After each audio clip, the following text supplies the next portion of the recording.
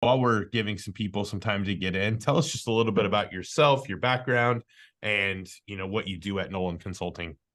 Sure, sure. My Kathryn Freeman. I am a senior business coach with the Nolan Consulting Group. I also am the director of operations for the team. So I feel privileged to have both have a dual role. So I am not only working with clients on their businesses, but I'm working with our CEO on our business, which is really fantastic. We are a small business coaching firm. We deal with businesses primarily in the trades. We started 20 years ago working with painting contractors and have since expanded into roofers, pavers, landscapers. We work with a lot of remodelers. And we're an accountability partner in addition to working with business on their growth strategies. So some businesses come to us and they want to be profitable, stay the same size, make a good living, have a good place for their employees to work. Some businesses come to us and they say, I'm into world domination and we want to, shoot for the moon. So we work with them on a number of topics: financial security, action plans, growth and development of their teams, and of course, safety, which is our topic today. We feel so enormously strong that working in a safe environment, bringing your team home after they have worked for you, is just a necessary step for all businesses to work on. Yeah, absolutely. So before we dive in, great segue into today's topic of safety. Before we dive into that, just a few housekeeping items. If you've joined us for a webinar previously, I'm going to give you the same pitch I give every time. But if you're new to us or maybe new to Zoom, just make sure you know how you can interact with us throughout the webinar, because we definitely want your participation. If you see at the bottom, most of the time, of your screen, there are a couple places you can interact with us. First would be the chat window. Let's go ahead and test the chat window out. Go ahead and find that. Let us know where you're joining from. And if you were to rate your safety program at your company, scale of 1 to 5, 1 being we don't have a safety program, 5 being our safety program needs no work, go ahead and rate your safety program. So let us know where you're joining from and rate your safety program 1 to 5. Just to test out that chat feature there. We got some people coming in here. All right. We've got some 1s. We got some 5s. The other, and Valerie, I see you use this, so I'm just going to go ahead and talk through that. The other way to interact with us is the Q&A. So we've got the chat feature, the Q&A feature. If you want to add something to the conversation, chat is going to be where you want to do that. That's going to be a perfect spot for that. If you have a question that you want myself or Kathryn to answer in the presentation, let's go to the Q&A. So you don't need to test that out right now.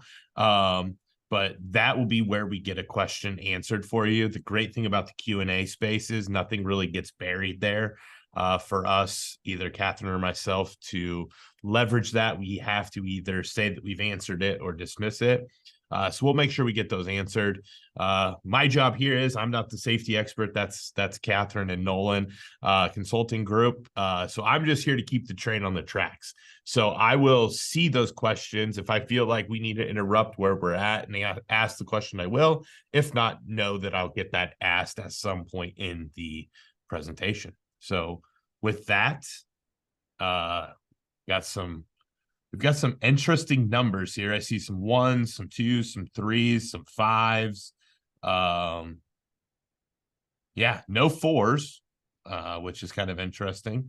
But we've got the full spectrum here, 1 through 5.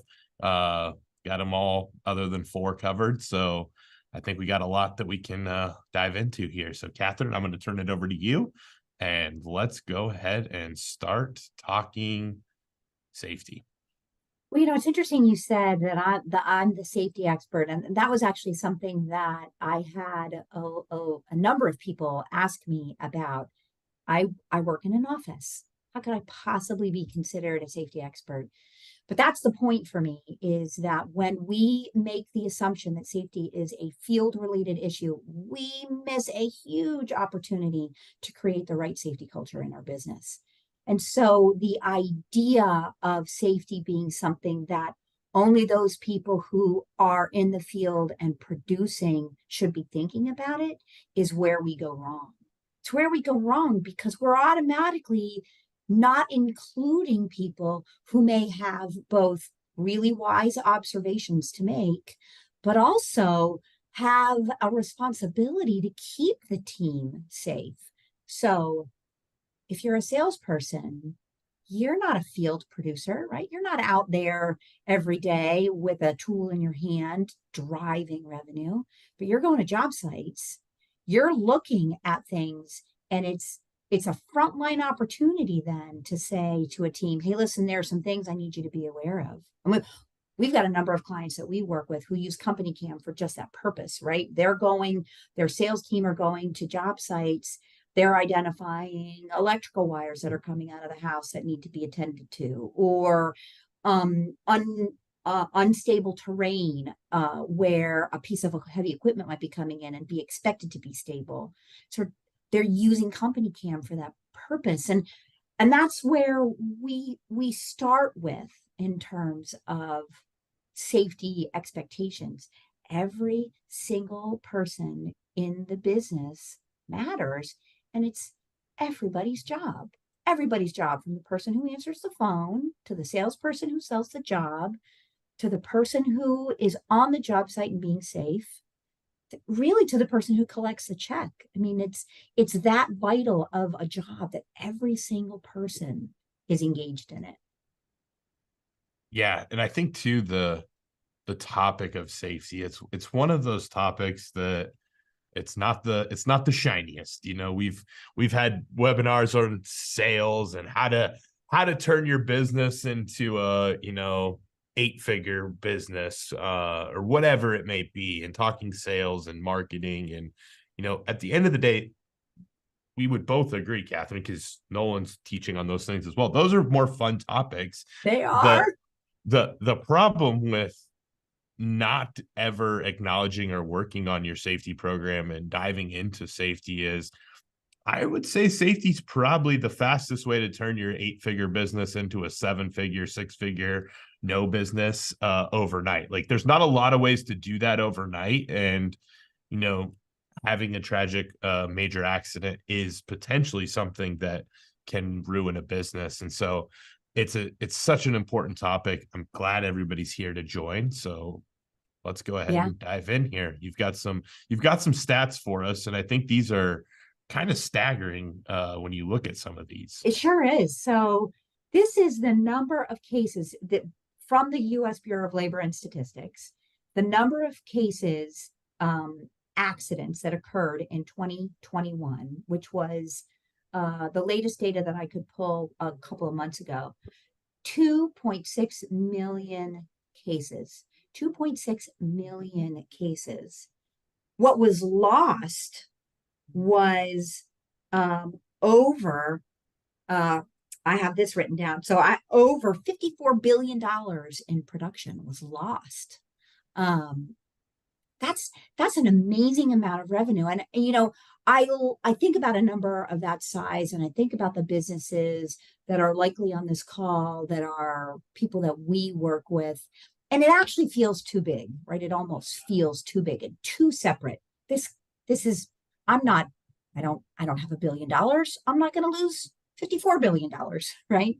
But the point of the matter is you're losing revenue just in the normal course of operations by near misses, never mind actual incidences. But actual incidences are costing businesses in the United States $172 billion. So it's those are healthcare bills, those are lost production, it's out of work time, it's missed opportunities because we're counting on those people to either sell or produce different work. So think about that number and think about how it might translate to you. Michael, if it's okay with you, I'll talk a little bit about near misses here, because I'm so focused on this idea of how it is that safety saves you money. And in some cases, well, in a lot of cases, if you've got a robust safety program, you can't actually track the amount of money that you saved, right? Because if everybody's operating in a safe manner, then you're not maybe missing those dollars, or you can't track them. But I'll just share with you. I work with a client who recently had an employee fall off just the second rung of a ladder. No significant injuries, fell on a tailbone. Maybe a little pride was hurt. But this was first thing in the morning. They sent this person to an urgent care for evaluation. So that's a lost day of production. The physician recommended nothing wrong. No, nothing other than, bruised ego and a little, bruise on the tailbone. The physician recommended the next day be an out of work day. And then this person on the third day felt a little bit like maybe one more day would be appropriate. And so they called out. So now we've got somebody who is trained well in safety protocols, who took a little tumble and missed 3 days of work. So if you're generating revenue at $100 an hour, I'm going to use that just because it's nice and round, right? So $100 an hour, 8 hours, $800 a day, $2,400 over a 3-day period of revenue missed because somebody just took a little tumble. Now let's think about that happening 4 times a year. That's almost $10,000 in missed revenue because of a tumble. And that's why we say have a safety program, because you want it to be just a tumble and only $10,000 missed, as opposed to somebody not having a ladder safety program in place in their business, and that person falling and maybe breaking their back or something more catastrophic. And as you mentioned, that could be business destroying if it's a catastrophic injury. Absolutely. I think that's, when you think about that, and it's like you said, the companies that have great safety programs, they might not even be realizing the amount of money that great safety program is saving them, from some of these, near misses, or, maybe minor misses, not major accidents, but an accident nonetheless. And I think that's then can be flipped back to the companies that maybe don't have a safety program, and in their brains that are saying, we haven't had any problems. And that's a unique, case, because it's easy to fall in that, well, we haven't had any issues, so why would we need a safety program? Right. And I know we'll get into that in a little bit more depth as we go, but I think that's another piece of, like, being able to hear, like, well, just a near miss might cost us. And I'm certain that even those that don't have a safety program, or maybe haven't put a ton of time in their safety program, they're having the near misses, and it's like, oh yeah, John was out for a day or two because of this, and Steve did have this happen, on a job, and did miss a week of work. Like, those things do pile up, and $2,500 here in lost revenue, 5,000 there in lost revenue. They're not, significant enough to make a huge impact on your business, but those are the near misses. And it's like, well, if we're having near misses, the more frequently you have those, the more likely you have, a major accident at some point in time down the Exactly. road. Exactly. And I think when we consider the likelihood, Kevin Nolan, he's the owner of Nolan Painting. He's part of the reason why safety is so important to us as a consulting group. He and Paul Cook, who owns Painters USA, really brought us this sort of passion and intensity around making sure that we were responsible for assisting businesses to get to the place where they're safe. But I've heard Kevin say a number of times, like, it's every 5 years a business comes so close to having something pretty significant safety wise occur in their business. And so if you think about that, once every 5 years, and maybe if you've only got 5 employees, your significant thing might be somebody, a carpenter might slice their hand open and need stitches. But as you grow, those incidences, the recordable cases in your business are going to grow as well. And so if getting bigger is something that you desire to do and you're maybe missing that safety piece, you're really gambling with that metric of, every 5 years something significant happens. And you went from 5 employees to 25 employees, and from 25 to 125. And now, one person in 25 getting stitches becomes 5 people getting stitches. And maybe that stitches turns into somebody loses a finger. Do you know that there's tables out there for loss of limbs and eyes and stuff? And there's a dollar sign assigned to each of those. I found that fascinating. Lose a finger and it's worth, I don't know, 50 grand. But it's important. And these things, I guess, when I think about a safety program, we'll talk a little bit about like setting up a safety committee. But for me, the first piece of it is starting to track things, right? You want to track something like this. So the cost of unintentional injuries to people, you as a business owner, as a field leader, these things happen, you take care of them in the moment, and then they sort of, they turn into last week's crises. You've got this week's crisis in front of you. It's last week's crises. Start tracking them, because I bet you would be surprised to know how many of these small things are actually happening in your business. And since you're not recording them or keeping track of them, which by the way, you should be doing for OSHA purposes, but if you're not tracking them, you could be thinking that you're a completely safe business and you're not. Yeah. Well, and I think that like feeling of whatever size your business is, but feeling like, you have that week or that month where there's just fire after fire to put out, whether that's a safety thing or it's a sales thing, or it's like, oh, we got 3 bad reviews this week, whatever it is, like tracking those things, because they generally are going to point back to somewhere that like previously where you have something broken in a process, whether it be a safety process, sales process. Like, we're not here talking sales or, production or any of those things, but it's, hey, we have to track where every time we feel like there's something on fire, let's make note of that. Or every time we do have a slip, trip, fall, or, overheating, like, was there something in our process that we need to change, evaluate, retrain on, whatever that may be? Right. I mean, this was a really tough summer in a number of states and locations around the country, right? And I know of so many businesses who took a look at those hot summer days and reevaluated their work schedules in order to avoid stuff like employee overexertion. I mean, and that happens because there are leaders within the organization who are saying, wait a minute, there's some safety concerns here. I want to make sure that I don't send somebody to the hospital for dehydration. So let's go ahead and check with, homeowners or businesses. Can we start at 4 a.m. or 5 a.m., break by 5, by noon, and then maybe resume after 5 p.m.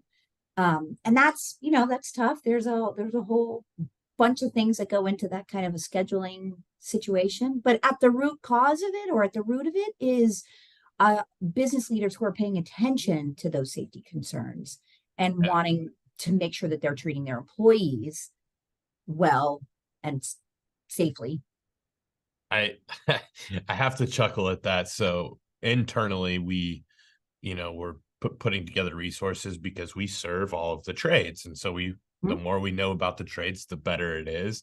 And I don't know where we got the image from. We didn't create it. So we know that roofing happens, you know, in the summer, but it was an image that showed where roofing doesn't take place in the summer. And it has like all of Texas, all of Arizona, all of Florida. And I just chuckled at that. And like, here we are talking about it. And it's like, there probably are hours in the day where it's very hard or not safe to roof, but like you said, it's, you know, maybe we have to go early, break in the middle, and then come back late in the day. uh you know, it's kind of similar to the old high school football down in Texas. It's like, Oh, right. when are the kids practicing football? That's when we should be putting a roof on. It's like, oh, Exactly. Right. morning Right. and evening. But you know, just Right. thinking about those things and like, how do we get creative to make sure that business is still able to move forward, but not at the expense of the safety of our team? Exactly, exactly. Because, I mean, what I think, maybe sometimes, I mean, you started at saying, right, there's not a whole lot of sizzle to safety, right? There isn't. It's it's boring and mundane. Um, and I think sometimes even the perception is it gets in the way of production, it gets in the way of making money. That couldn't be further from the truth. Operating in a safe environment actually increases your profitability. Because as I mentioned, you're not having those situations where people are unable to work because they've fallen and are injured. So safety programs increase your profitability, and I think that's a maybe a misconception, right? That you are, if you're going to be a very safe business, you're going to you're going to put handcuffs on your team, or you're going to put them in a little box, and they're not going to be able to work outside the box, and that's really not the case. Yeah. Well, I mean, I think the notion of like, well, safety is only going to slow down production, or it's only going to like decrease our, you know, profitability or make us inefficient. It it probably is true in some cases, but it's not true because of the safety piece of it. It's true because they don't have a safety program and they're shooting from the hip. And in every job, they're saying, well, how do we make sure we're safe on this one? And they're spending a ton of time trying to figure that out versus saying, okay, hey, we do a site audit, which, you know, whether you're a painter, a roofer, HVAC, hopefully you're doing a site audit anyway to make sure that you're not, you know, getting blamed for pre-existing damages, those kind of things. A part of our site audit is also looking for potential safety hazards. Oh, that's just part of the process. We've already done that. Now our production crew shows up and, well, we have a site audit to look at. And, oh, there's this potential safety hazard. There's this, that. Maybe we do our toolbox talk, and we'll talk about how you can leverage CompanyCam to do a toolbox talk later. But it's like, we have a process and we're efficient with that versus like, oh, we don't have a process. We kind of shoot from the hip. It Right. probably does seem like it's slowing things down because your team doesn't know what to do. So Right. I think that's a perfect segue into kind of, you know, where do we start with this? Because, you know, when we asked early in the presentation of 1 to 5, we had some ones and twos, and that, you know, blank slate feeling is really tough. You know, it's like, okay, I need to build out a safety program. I know I need to. Where in the world do I start? Where do I start? That's always the question, isn't it? Where do I start? I start simply, and I start with a conversation. So I mean, we're talking about production, and I'm gonna suggest a little bit of an impact to production because I want to start with some meetings. I want to have meetings, a safety committee. So get somebody from your field, get somebody from your office, and get somebody in a management role in your business to sit down and talk about safety expectations. Uh, Now, depending upon the size of your business, maybe you don't have a person in each of those areas. That's okay. That's really okay. Start with having the conversation. What does safety look like for us? What should we be thinking about and doing when we consider what safety looks like for the field? Um, so you're starting with a committee meeting once a month. that committee is responsible for making sure that there are always safety topics coming up. Now, I like sort of the regularity of it. So I think about safety on an annual level. And there's a very real, you know, cycle to the kind of things that happen and that your employees need to be aware of. So if you do happen to be in a northern climate, and we know that starting in October and November, you're going to start to have some freezing precipitation, either ice or snow. A safety topic about safe driving in the rain, in the snow.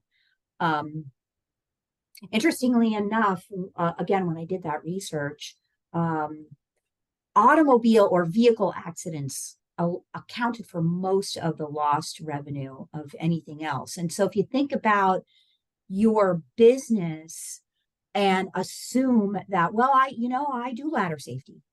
I keep using ladder safety because it's easy for me. But I do ladder safety. It's no problem. We got ladder safety. It's all fine. But are you paying attention to the driving?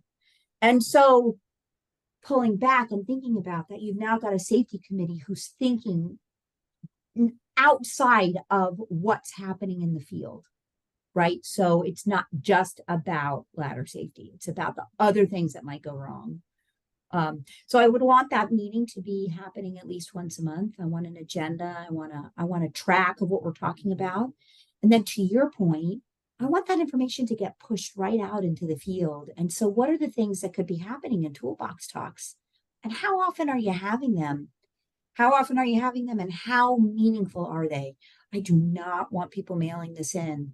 So part of your obligation, if you will, as a leader in your business is to bring some real commitment to safety and to make sure that anybody who is talking about these things in the field, whether they're foremen or crew leaders or project managers, that they are tracking the information that they're talking about and making sure that people are listening.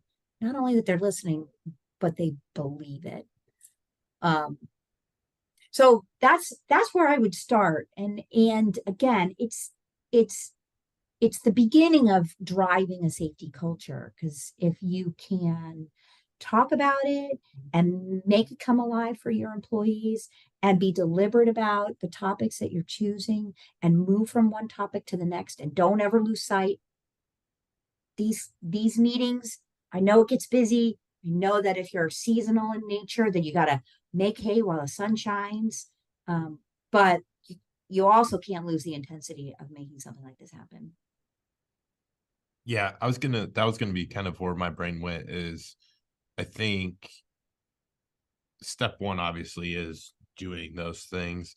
And you definitely alluded to this, but I want to drive home that safety isn't a one-time thing. Like marketing's not a one-time thing. Sales isn't a one-time thing. Like if it's a part of your culture, it can't just be like, yeah, we pride ourselves on being safe. Oh, how often do you teach about it? Well, we teach all of our new hires. Like Oh, it's got to always oh be yeah. brought up. And like some of the best contractors that I've worked with that have a culture of safety leverage CompanyCam in their day or their weekly stand-ups, and they use just the tag. And so they'll find photos throughout the week of either correct safety things or incorrect safety things. They tag that safety, and then in their stand-up weekly, they can filter those photos and they can go through those photos and shout out those that were doing a good job and teach to those that are doing a poor job at it, because it's just like anything. Nobody's not being safe on purpose. They're not, saying, you know what, I'm not going to set this ladder up correctly, or I'm not going to have PPE on here because I understand that it's not good for my health and I don't care about my health. People aren't doing that. It's a lack of knowledge or a lack of education. And so being able to continually bring those up, in your weekly stand-ups or monthly stand-ups is a valuable way to show like, hey, great job, Kathryn. Check this photo out. doesn't look like a lot going on in this photo, but you can see the ladder was set up correctly and Right. has the correct, excess on the roof and all of those kind of things. So You've hit something so vital for me there that I we default, I think, particularly in this topic, we default to safety being a physical um manifestation of a job, right? It's about not having an accident and walking away hurt. But there's also cultural safety, which is, making it uh, safe for your employees to be rewarded for a job well done, but also to hear when there's an opportunity for them to change behaviors and correct. Right? You want to be in an environment where providing somebody with feedback, corrective feedback in this case, isn't the end of the world, right? So there's also that psychological safety component where if you're talking about safety often enough and you are providing good examples of jobs well done and highlighting how everybody's doing well, sharing the photos of job sites, sharing the photos of potential sales, when you are doing that, it makes it so much easier to go to somebody and say, hey, listen, I noticed that you're not wearing your PPE. I'm going to ask you to take a second and go out to the truck and put some on. Oh, you didn't have any today? Okay, listen, no knock off of you. I know that it's hard to remember all these things, but I'm going to ask you to go ahead and go home for the rest of the day and make sure that you remember it tomorrow. And then that's not about somebody being stupid, right? Which sometimes I think that's the tone. It's about this is clear, it's an expectation. I always reward you when you do a good job. You miss something today, we're going to have to make sure we address it. yep. Well, and this slide here talks, Yeah. has some great points, but galvanizing the team and the team component of safety, maybe in your example of somebody showing up to the job without PPE, should probably just always have it in your truck to be safe. But maybe that was a thing where sales didn't pass on, good enough notes in that initial site audit so that the production team shows up and they didn't know that there was, possibility for asbestos or whatever it is that you would need the PPE for. Um, they're like, well, we didn't have the notes that said that we would need PPE, that, we thought we were going to be working in well ventilated exterior or whatever it is. And so I think, again, and that comes back to driving into the process and understanding why would we potentially have these issues, where we lose. Because if I need somebody on my job with PPE and I have to send them home for the day, there's Lost production. 50 or several $100s worth of money down the drain. Right. We talk about too the culture, the safety culture, and I love bringing it up in weekly or monthly stand-ups and drawing attention and celebrating those that are doing it correctly, because I think that oftentimes if you don't celebrate the things that are getting done correctly, they don't maybe seem as important. And it's like, well, I don't know if they even noticed that I'm being tied off on the roof this one time. I'd be easier if I just don't. Right. Do you have any examples, or do you have any companies that maybe have interesting or unique ways of rewarding? I don't know if it's a financial, here's a $25, Oh, Visa yeah. card for, Yep. this, or I was even thinking of it as you were talking about the driving and, Oh, yeah. Oh, yeah. hey, Oh, yeah. maybe it's a $500 bonus at the end of the year if you don't have any at fault accidents, even if you're in an accident but it was someone else's fault, we don't want to punish you for that. It's we can only be so defensive as drivers, but you had 0 at fault accidents, here's a $250-$500 bonus. Right. Do you have contractors that are rewarding safety that way? So I like the idea of a year-end bonus. I've not heard anybody doing that, but we do have a number of contractors who do monthly rewards for and running the gamut, right? So for something like driving. So if you are either a foreman and have access to a company vehicle, or a salesperson, they're ranking all of the drivers, ranking all the drivers. And so those people who are poor performers, it's a two-way street, right? So we're also saying, okay, you guys are consistently low performers in the driving category. This is a problem we got to fix. But the higher people, are getting a $50 gift card or a $25 convenience store card. I have businesses who are also rewarding for like we expect as part of our certification program, we expect daily huddles. And for those crew leaders or foremen who are responsible for doing that, if they can get 98% fulfillment, because you're right, every once in a while something does occur. What is it that does occur, and is there a reasonable explanation for it? But if they're getting a 98% success rate on daily huddles, they're getting a $50 card or a $25 card. So yeah, you have a number of sort of rewards incentives, and I want to hit that for a minute, because I almost can hear, got one person I can almost hear saying to my head, but why am I rewarding them for doing something that they are being paid to do? Well, because we want to reward the good behavior. We do. And we want to publicly reward it, right? We want to make sure that the entire organization knows that these people are doing the right things and doing the right things all the time.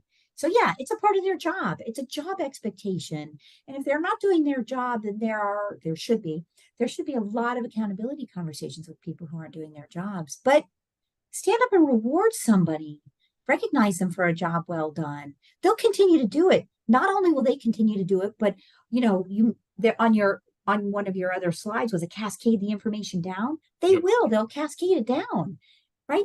They'll be proud of it and excited by it, and they'll start pushing that information down. And that's the dream, right? Is to make sure everybody's on the same page with it. So, yeah, Yep. I can hear that in my head. Absolutely. I'm already paying them.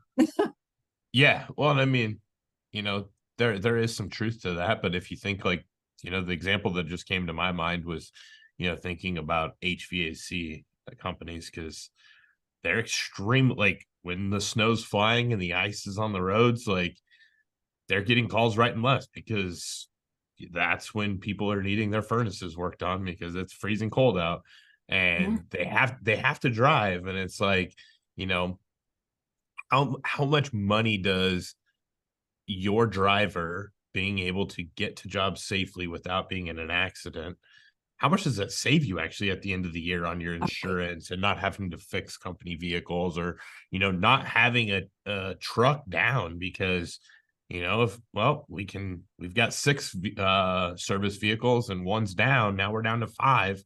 That's fewer calls that we can run this week or whatever it is. And so it's thinking of it that way as well. It's like, yes, it is their job, I get that, but you're also asking them to go out and drive on roads that oftentimes businesses are saying, well, it's not safe to drive on these roads, we're closed.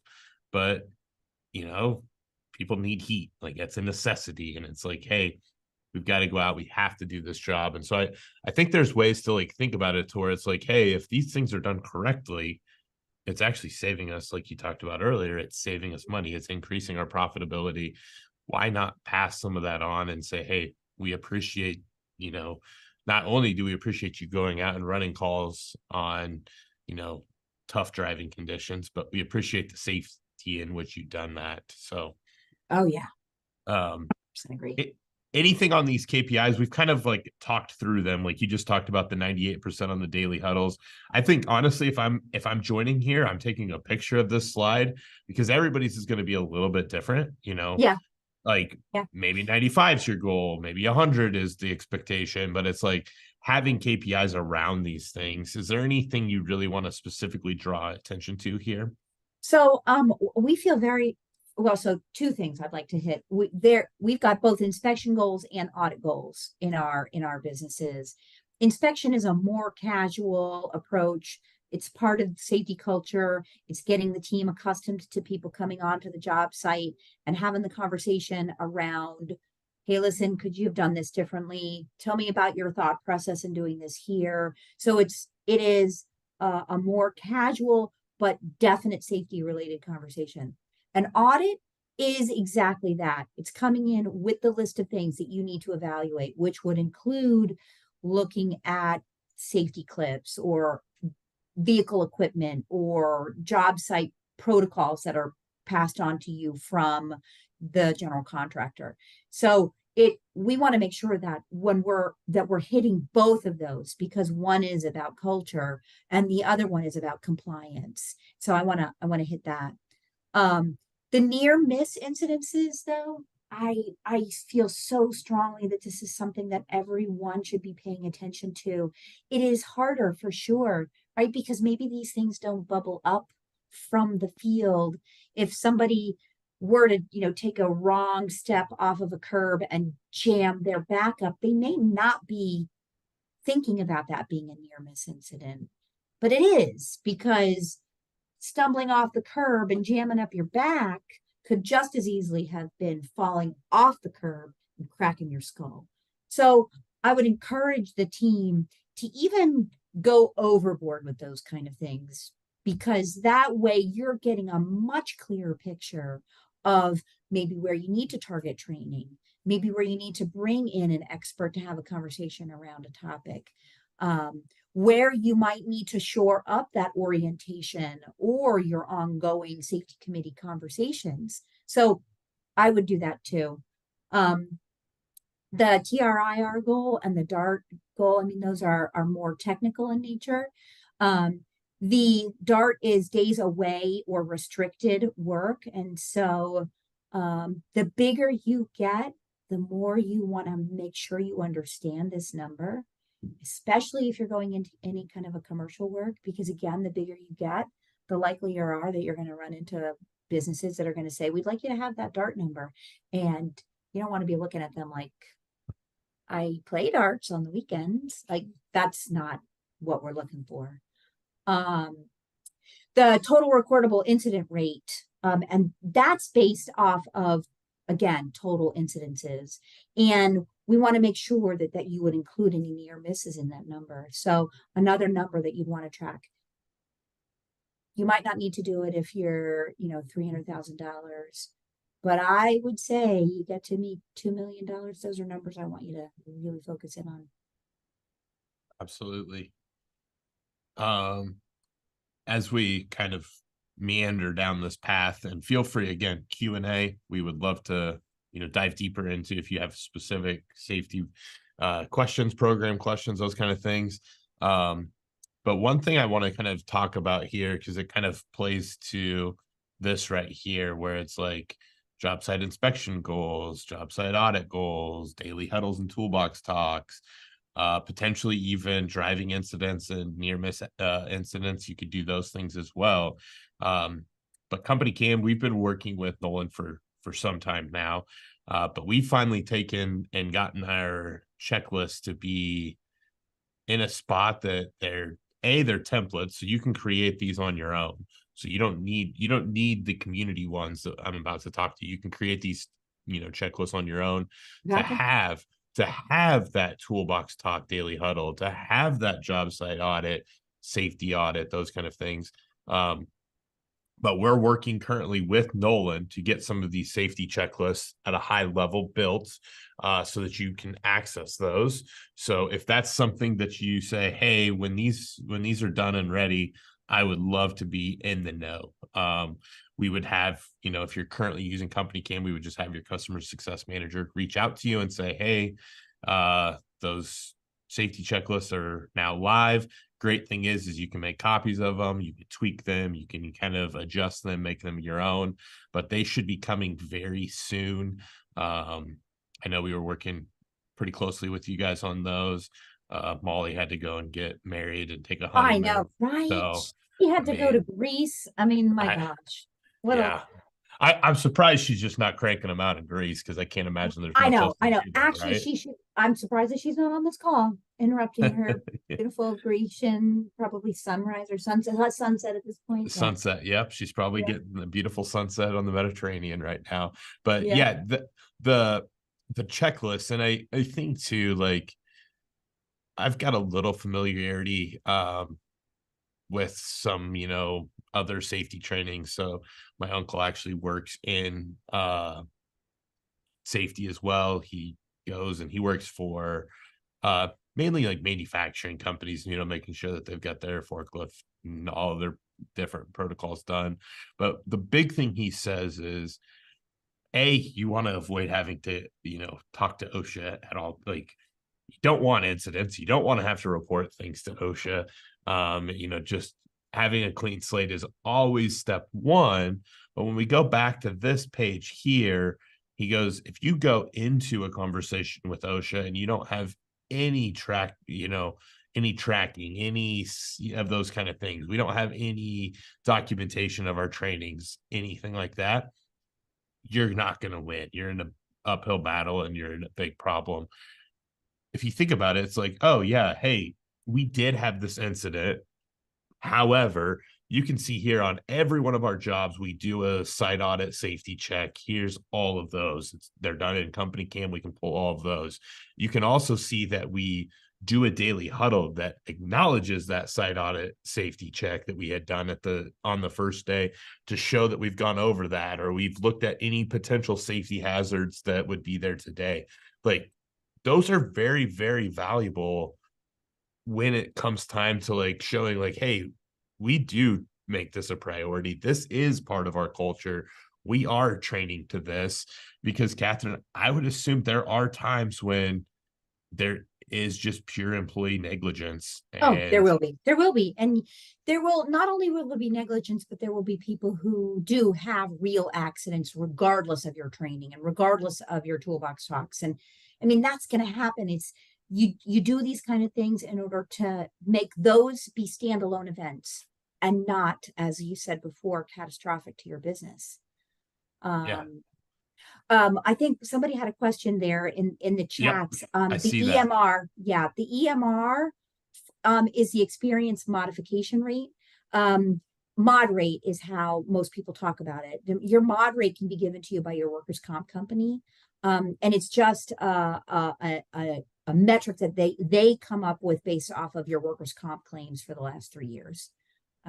So not something that you would be able to get on your own unless you were self-insured. I would go to your workers' comp company for that. Yep. And that's another piece where, well, what does my workers' comp, what does that number do if I have a bunch of incidents, and it's not a pretty number? And so you've got your workers' comp, you've got the insurance you're paying on your fleet of vehicles, and like there's already overhead tied to, safety. Whether you like it or not, there's overhead tied to it. But Yeah. as incidents increase, that overhead increases at a very, very quick rate. It does. And the better you can have your incidents being low, it's a huge thing. So, as we kind of, round the bend for home here, I do want to make sure that if there are questions, you can throw them in chat, you can throw them in the Q&A. Kathryn, is there anything that you feel like we should dive into that maybe we've glossed over? We can always go back a few slides if you think we need to. I mean, Thinking. Go ahead. I'm sorry to have interrupted you No, there. fire away. Fire I away. think, I would really like to drive home that there are many actionable things that you can do. There are many first steps that you can take. But probably the most important piece is where you were hitting it, Michael, and that is this is a culture issue. It cannot be a safety program that gets printed up and is left on the shelf to gather dust. It has to be alive in your organization, which is why things like CompanyCam and checklists that everybody would have access to and needs to fill out becomes vital, because then it's front and center. It's something that is there and can be seen and acted upon. So for me, that cultural piece, I mean, we have to believe it. It has to be something that as owners and leaders, we go into our daily world with that as a priority. Because if it isn't, then nobody else is going to do it either. Yeah, absolutely. And it's one of those things where, like I talked about at the very beginning, this isn't the most, it's not the most glamorous topic to talk about. It's probably honestly one of the easiest topics for teams to maybe joke around about or not take Oh, yes. serious. Oh, And yes. the Oh, yeah. the the problem is, you think about sales and, well, what happens if we mess up our sales process? Not that big of a deal. What happens if we mess up our marketing process? Not that big a deal. The negative consequences that come from, safety incidents that could have been prevented, they're awful. And any business owner that's had to live through one of those, incidents, I guarantee would tell you, hey, take this seriously. And I it's just so tough because it's like, oh, I've never had any incidents. Like it hasn't hit home. Like, I promise no business wants to have this hit home and figure out like how important safety is that way.